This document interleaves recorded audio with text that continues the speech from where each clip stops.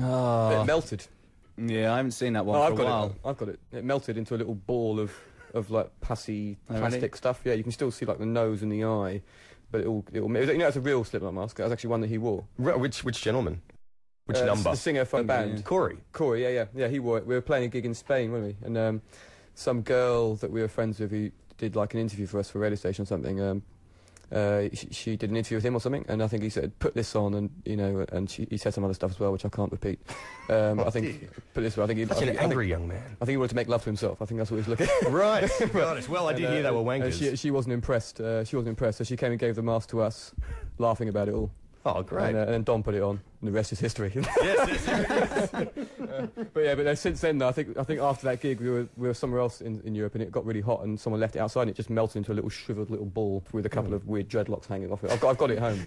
It's good. I've got it on my bedside table. Some kind of Slipknot metaphor, I'm sure, is in there. Some kind of allegory. I'm talking to Matt and Dom from Muse. Let's have a listen to some music and give you guys a chance to rest your mouths. Actually, I do want to get you guys to pick a couple of songs to play today. Oh, yeah. This afternoon, if you'd like, so maybe keep that in mind. Sure. Get a little bit later. On Triple J with you. Is Emperors, who are the people who won the Perth Unearthed Big Day Out competition. They're going to be playing at 11 a.m. on the Hot Produce stage. So get there early to the Big Day Out, and that was their song, Favourite Colours. It's the doctor. Elizabeth Dougal on Triple J. Matt and Dom from Muse are in the country with your almost your full show. And we're going to come back, though.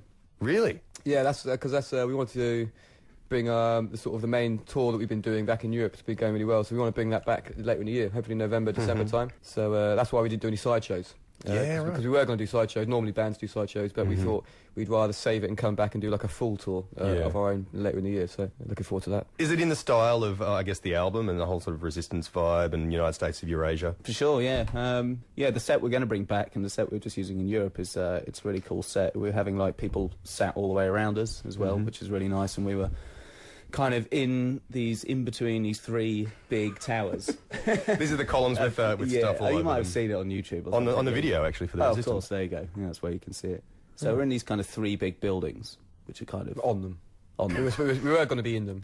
Right. But we ended up on them. Yeah, and not all the in people. between them. Yeah, the original idea was we're going to be in like inside these buildings, weren't we? Like these ministries, like from 1984 or something. And then we sort of break out of them. We had prison cages and everything. We actually, the first few gigs we did Berlin as well, like and Scandinavia. We had these cages, but everyone thought they couldn't see the band very well. A lot of people complained about it, so we ended up just getting rid of the cages. It does sound vaguely Spinal Tap when they were inside those large eggs. That's what we're going for. Stonehenge is on the way. Exactly. Has there been any Spinal Tap style mishaps on stage? Oh, loads. Yeah, I mean, on that tour. I mean, there's loads of gigs where basically this material's supposed to drop down and reveal the band, and like loads of times it just didn't drop down, and we were just stuck in there playing the first song. Because it got caught in the bloody cages. Yeah, and the worst one was that it fell down and got caught on my head. So I looked like a giant sort of, like a big sheet. Yeah, in a shroud. A ghost in a sheet. And I had to play the first sort of half of the first song like that. There's all sorts of stuff that goes on there. Like a couple of times the lifts got stuck and you couldn't get down. So like my guitar tech had to come up on a step ladder to get my guitar. And that was pretty embarrassing. It's all Spinal Tap these days. Yeah. Awesome. But does it leave room for kind of spontaneity on stage? No. No, you've got to plan everything. Yeah. No, it's not that bad. No, what we do is just the first few songs are pretty strict because you're stuck up there. But when it comes down though, then the rest of the set is much more flexible. Yeah. Good. And is it something that you would have thought, when you're first playing gigs years ago, one day I want to play on top of a building? I mean, this is a Hard Day's Night taken to the nth degree. True. It's kind of streets have no name. It's pretty scary up there, really, but it's cool. I mean, it took a while to get used to it, but I think when we first came up with the idea and thought about it, we thought this is going to be great being that high up. But initially it was scary and wobbly. But I'm alright because I'm sitting down, but these guys are kind of a bit nervous.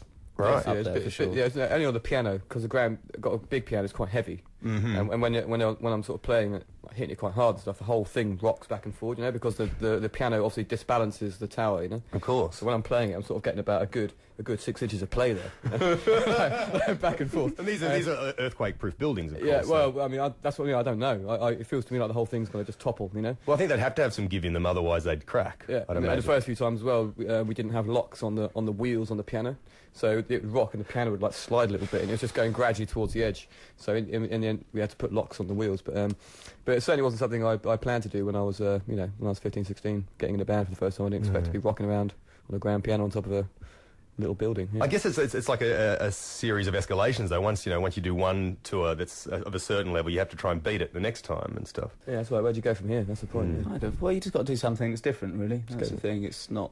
You can't always just go for trying to be bigger and better all the time. Sometimes you just got to do something. As long as you can do something like conceptually slightly different, and that's how you got to do it. I think that's how we've got to approach like the next run of gigs we're going to do in Europe, like all the big stuff we're going to do. Absolutely. Well, let's take you back a little bit further, back to before you were playing on top of buildings. And is there an old Muse song that you wouldn't mind hearing on Triple J this afternoon? There's nothing I'd like to hear personally. Really? It depends how old you're talking. Some of the really old stuff is just unaudible. Depends how old you mean. You mean like within the realms of like since we were like 20? Yeah. Oh yeah. Oh okay. I'm not talking Rocket Baby Doll Oh stuff. okay. Right. So I thought although we do have the entire Rocket Baby Doll set list here. Oh dear. So I'd avoid that. No, not that. An early song. I've been wanting to play Muscle Museum recently live, but these guys have always said, nah. You have? I'll be up for playing that. No, because I lost my pitch shifter pedal. Oh. Yeah, Misplaced I had a special pitch shifter pedal for playing the lead part of Muscle Like Museum. a whammy kind of thing. No, yeah, it's like a pitch shifter, but it holds like a bunch of harmonies, and it's got a certain scale on it, like this Phrygian mode scale, which is very difficult to find in contemporary pitch shifting pedals. I can't believe because I bought this brand new one. It's supposed to be like the most state of the art pitch shifting thing ever, and it just doesn't have that scale in it. So, and I've lost my old Muscle Museum pedal, so it's probably on eBay somewhere. Well, so basically, I would like to play it, but I need to get that pitch shifter. if anyone can help us out, have a listen to Muscle Museum, and if you reckon you've got a pedal that can make this sound, then give us a call on Triple J. Here's Muse with Muscle Museum.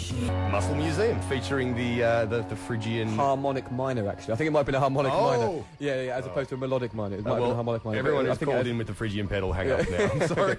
Yeah, sorry. The harmonic minor, of course, with the raised seventh and the... There we go. Anyway, You yes. play the guitar, don't you? What do you play? Do you play guitar, piano? I play guitar. You do? I am badly. But Practice the scales, though? I've learnt on the piano and then moved to guitar. Oh, okay, so that's the best way, yeah. Yeah, because you know all the stuff. Exactly, yeah. But then there you go. Yeah, I'm not very good on piano, though. I don't have a piano room Yeah. before I go on air. Right. So what is it? It's like a sharpened seventh, isn't it? On the harmonic minor, yeah. So it's Is like that sort right? of it's in the key of C, starting on A, but then with a G sharp.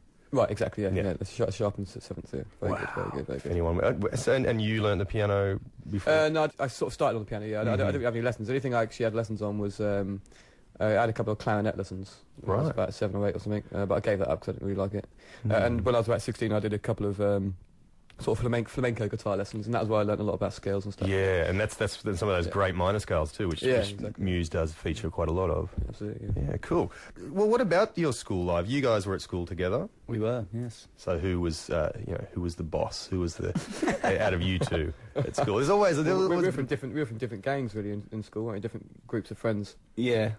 I suppose I was kind of listening to kind of indie rock music or something like that. Matt used to hang around with a different gang of people that wasn't really in our gang. Didn't listen to anything. That didn't listen to music and... we should go down the arcade and yeah, you play just, games, you know, and bang the machines to get some money out, that kind of stuff.